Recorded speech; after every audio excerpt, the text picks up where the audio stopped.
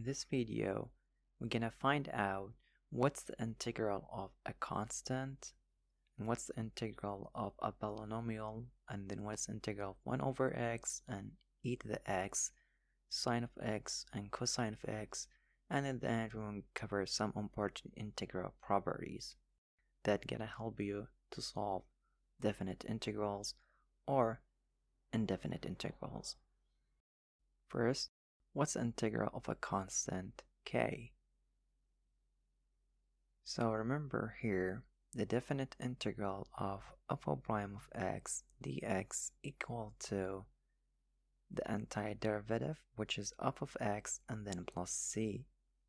Note that the whole term here, the right, f of x plus c, called family of antiderivative or family of functions, since c can be 0 or 1 or minus 1 and so on. That's why it's called family. Here, f of x plus c called antiderivative of f prime of x. So now let's go to our example, the integral of k dx. So we want to know what is the function that when we take the derivative of, the derivative is equal to k. And the answer is when f of x, which is the antiderivative, equal to kx. So when we take the derivative of that, it's gonna be equal to k.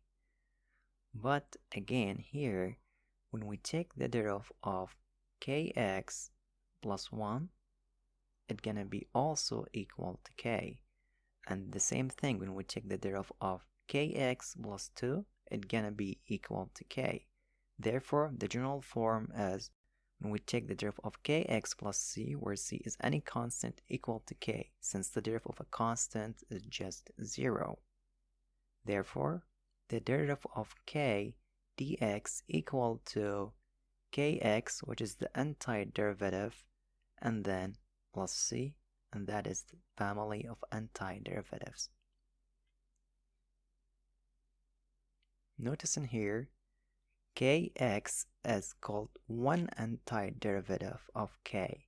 This is in case of c equal to 0, and then the same thing of c equal to 1, kx plus 1. This is called one antiderivative of k.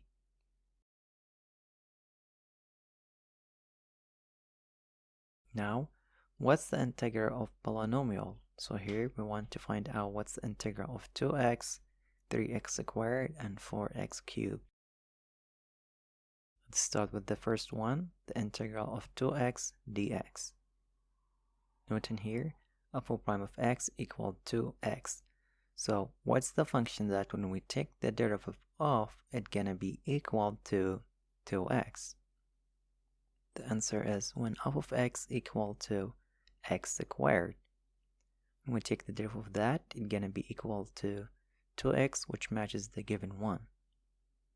Now, f of x can be x squared plus c, since the derivative of that gonna be equal to x. This is a general form.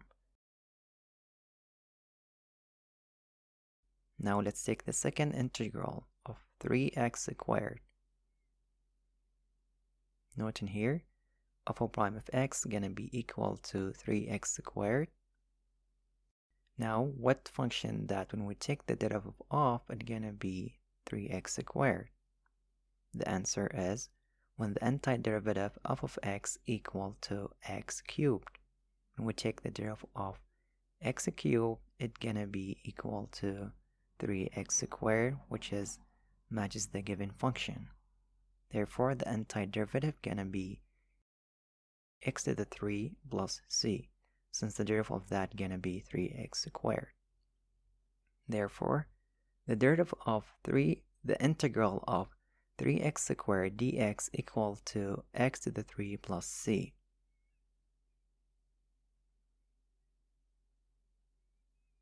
Now let's take the third integral. It's the integral of 4x cubed dx. Now f prime of x here gonna be equal to 4x cubed. Now what is the function that when we take the derivative of, it's gonna be equal to 4x3? The answer is when the antiderivative of x equal to x to the 4. Again, when we take the derivative of that, it's gonna be 4x cubed. Therefore, the antiderivative gonna be f of x equal to x to the 4 plus c. And we take the derivative of that, gonna be matches the given f of prime of x. Therefore, the derivative of 4x cubed dx equal to x to the 4 plus c. Now, we notice something in common for these three integrals. That is, the integral of x to the n dx equal to x n plus 1 over n plus 1 and then plus c. For example, let's take the first integral, the integral of 2x dx, and apply this definition of integral of x to the n. Here, this integral gonna be the same as 2 multiplied by the integral of x. The integral of x, note in here, x to the 1, therefore n gonna be equal to 1. Therefore, the resulting integral will be x 1 plus 1 over 1 plus 1, and that gonna result in x squared over 2 and then plus c. Therefore, the resulting will be 2 and then multiply by x squared over 2. Both of 2 are gonna cancel each other and end up with x squared plus c. Do not forget the c like me. Note in here, x squared plus c matches what we found previously.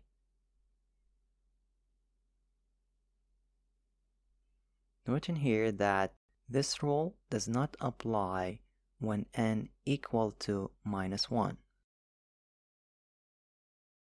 What's the integral of 1 over x? Here, what is the function that when we take the derivative of, it's gonna be 1 over x? Here, the antiderivative of x gonna be natural log of x. Here, when we take the natural log of x, when we take the derivative of natural log of x, it's gonna be 1 over x. This is in case of x is positive or x is larger than 0, since we cannot take the natural log of a negative number. Note here, when we take the derivative of a natural log of minus x, when x is negative in here, so x is lower than 0, it's gonna result in 1 over minus x and then multiplied by minus 1 by the chain rule. That's gonna be equal to 1 of x. So, note here, when we take the natural log of x and the natural log of minus x, it's gonna be 1 over x. Therefore, the integral gonna be equal to the natural log of the absolute value of x plus c. Now, what's the integral of e to the x?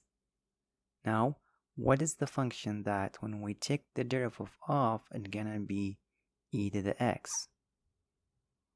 The antiderivative gonna be f of x equal to e to the x.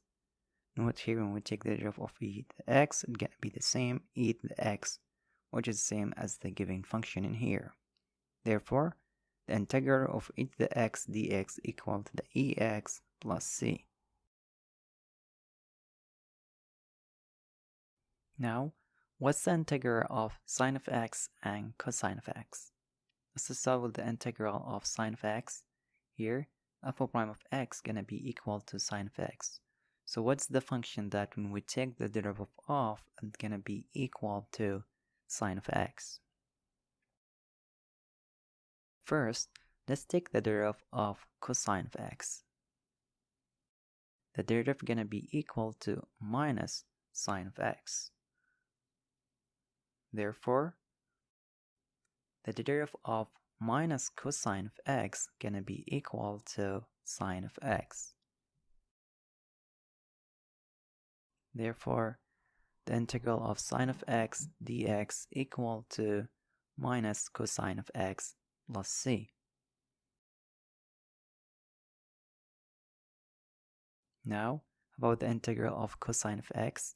Here, f prime of x equal to cosine of x. So what's the function that when we take the derivative of, it's gonna be equal to cosine of x? Here, let's take the derivative of sine of x. It's gonna be equal to cosine of x. Therefore, the integral of cosine of x dx is gonna be equal to sine of x plus c. Now, here's some very important integral properties. First one, the integral of a constant multiplied by a function is going to be the same as that constant multiplied by the integral of that function. Number two, the integral of sum of function is going to be the integral of the first function plus the integral of the second function. Here, we have this example, integral 3x plus x squared dx. So here I'm going to use the second property. So it's going to be the integral of the first function and then the integral of the second function. And then for the first integral, we can see the function multiplied by a constant. Therefore, I'm going to use the first properties in here. So that's going to be equal to 3 multiplied that by the integral of x dx plus the integral of the second function. Here I want to show you that the derivative and the antiderivative are opposite. So I'm going to start with f of x equal to x cubed. And then I'm going to take the derivative of that function using the operator d over dx. So the derivative is going to be 3x squared. And then I'm going to take the derivative of that. That's going to be equal to 6x. And then I'm going to take the derivative of that. And that's going to be equal to 6. Now, I want to move the other way around. I want to move up. I want to find the antiderivative. So, to do that, I'm going to use the integral. So here, for example, if we pick 6, the integral of 6 is going to be equal to 6x plus c, which is the same as here. Now, also if I take the integral of 6x dx, here I'm going to use the integral of x to the n dx. That's going to be equal to x to the n plus 1 over n plus 1 plus c. Here, note that we have x to the 1, therefore n going to be equal to 1. That's going to be 6 and then multiply by the resulting of the integral. That's going to be x 1 plus 1 over 1 plus 1 plus c. And that's going to be 6x squared plus 2 plus c, since 6c gonna be just equal to c. And then that's gonna be equal to 3x squared plus c, which is the same as the top.